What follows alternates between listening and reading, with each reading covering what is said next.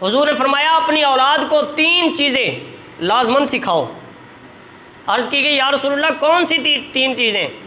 तो हुजूर ने फरमाया सबसे पहले अपने नबी की मोहब्बत सिखाओ।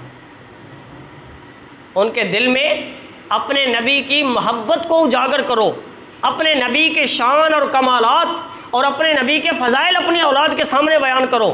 और जब तुम अपनी औलाद के सामने अपने नबी की शान को, अज़मतों को बयान करोगे, यकीनन उनके दिल में नबी की मोहब्बत पैदा हो जाएगी। दूसरे नंबर पर फरमाया कि अपनी औलाद के दिल में मेरी अहले बैत, मेरी आल की मोहब्बत पैदा करो, मेरी आल की मोहब्बत सिखाओ। और तीसरे नंबर पर हुजूर ने फरमाया कि उनको कुरान पाक की मोहब्बत सिखाओ। सबसे पहले क्या फरमाया कि अपनी औलाद को अपने नबी की मोहब्बत सिखाओ। दूसरे नंबर पर फरमाया मेरी आल की मोहब्बत सिखाओ। और तीसरे नंबर पर फरमाया कि कुरान की मोहब्बत सिखाओ। अब इसकी थोड़ी सी वजाहत करता हूँ। अगर हम अपनी औलाद को ये कहें, तवज्जो से समाअत फरमाइएगा, अगर हम अपनी औलाद को ये कहें कि हमारे नबी तो हमारी तरह बशर थे, जिस तरह हम दीवार के पीछे नहीं देख सकते क्या हो रहा है, हमारे नबी को भी दीवार के पीछे का पता नहीं था। अगर हम अपनी औलाद को ये कहें कि वो भी बस हमारी तरह के इंसान थे, खाते पीते थे, हमारी तरह चलते फिरते थे, इसी तरह ज़िंदगी गुजारी, शादियाँ की, इसी तरह हमारी तरह 2 हाथ 2 कान 2 आँखें 2 पाँव, इसी तरह के इंसान थे, आए दुनिया में चले गए, तो बताइए इस तरीके से क्या औलाद के दिल में नबी की मोहब्बत पैदा होगी? अगर हम ये बताएं कि हमारी तरह के ही फ़कत इंसान थे, हालांकि हुजूर के जो 2 हाथ थे वो हमारी हाथों के मिसल थोड़ी थे, हुजूर के जो 2 कान थे वो हमारे कानों के मिसल थोड़ी थे।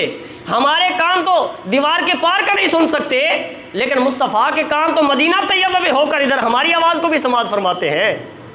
हमारी आँख तो दीवार के पार नहीं देख सकती, लेकिन मुस्तफ़ा मदीना तैयबा में होकर निगाह दौड़ाए तो अर्श औला पर जाती है, नीचे निगाह करे तो तहत सरा तक जाती है। हमारी आंखें मुस्तफ़ा की आंखों जैसी कैसे हो सकती हैं? अगर औलाद को इस अंदाज से बताया जाए कि वो तो मजबूर थे, वो बेबस थे, उनके हाथ में कुछ नहीं था, उनके जनाब कोई अल्लाह ने उनको वो अख्तियार नहीं दिया था, तो बताइए इस तरीके से अगर औलाद की तरबियत करें तो कैसे औलाद के दिल में हुजूर की मोहब्बत पैदा होगी? हुजूर की मोहब्बत तभी औलाद के दिल में पैदा होगी जब हम कहेंगे कि वो इमामुल अंबिया थे, हमारे आका इल्म गैब जानने वाले थे, छुपी हुई बातों को मुस्तफ़ा जाहिर कर दिया करते थे। मुस्तफ़ा के सामने जब पत्थर आते थे, इशारा फरमाते थे तो वो कलमा पढ़ने लगते थे। मुस्तफ़ा मदीना तैयबा में तशरीफ़ फरमा होकर अपना हाथ जन्नत में पहुंचा देते थे। मुस्तफ़ा दुनिया में रहकर कब्र की, हशर की, क़यामत की, जन्नत की खबरें देते थे। और मुस्तफ़ा की अज़मत का ये मकाम है कि मुस्तफ़ा को अल्लाह ने अपने पास बुलाया, अपना दीदार कराया। जब इस तरह हम अपने नबी की अज़मत अपनी औलाद के सामने बयान करेंगे, तभी उनके दिल में हुजूर की मोहब्बत पैदा हो जाएगी। ये बात ज़रूरी नुक्ता है, याद रखें। आजकल लोगों का यही तरीका है कि जब भी कोई बात हो, नहीं जनाब वो छोड़े, नबी के पास कोई अख्तियार नहीं, कि अल्लाह ने कुछ नहीं दिया, माज़ अल्लाह, इल्म अल्लाह ने गैब नहीं दिया, इस तरह की बातें करते हैं। तो इस तरीके से उनकी औलाद के दिलों में हुजूर की मोहब्बत पैदा नहीं होगी। अगर हम अपनी औलाद के दिलों में हुजूर की मोहब्बत को उजागर करना चाहते हैं तो हमें हुजूर के फ़ज़ाइल बयान करना होंगे, हमें हुजूर का इल्म बयान करना होगा, हमें हुजूर की शान और अज़मत और फजीलत को ज़ाहिर करना होगा, तभी हमारी औलादों के दिल में हुजूर की मोहब्बत पैदा होगी। और जब हुजूर की मोहब्बत पैदा हो जाएगी, बुनियादी चीज़, बुनियादी नुक्ता समझा रहा हूँ, जब हुजूर की मोहब्बत हमारे दिल में, हमारी औलाद के दिल में पैदा हो जाएगी, फिर हुजूर की आल की निस्बत खुद ब खुद ही पैदा हो जाएगी। हुजूर की आल की मोहब्बत खुद ब खुद ही पैदा हो जाएगी, क्योंकि हुजूर की वजह से बाकी सारी मोहब्बतें हैं। दीन से मोहब्बत हुजूर की वजह से, हुजूर की आल से मोहब्बत हुजूर की वजह से, हुजूर के सहाबा से मोहब्बत हुजूर की वजह से, इन सारी चीज़ों को निस्बत हुजूर की वजह से है। तो फिर सारी मोहब्बतें हुजूर की एक मोहब्बत के साथ जुड़ी हुई हैं। अगर हुजूर के साथ सच्ची मोहब्बत दिल में पैदा हो जाएगी, फिर सारी मोहब्बतें ऑटोमेटिकली उसके दिल में पैदा हो जाएगी। तो हुजूर ने फरमाया अपनी औलाद को अपने नबी की मोहब्बत सिखाओ। दूसरे नंबर पर फरमाया मेरी आल की मोहब्बत सिखाओ।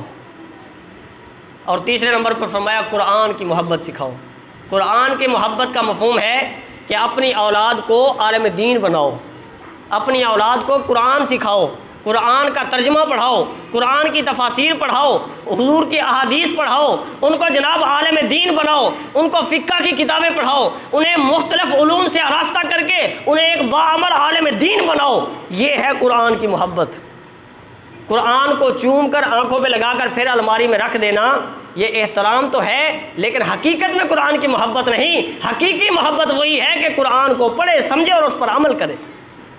फरमाया कुरान की मोहब्बत सिखाओ। और हुजूर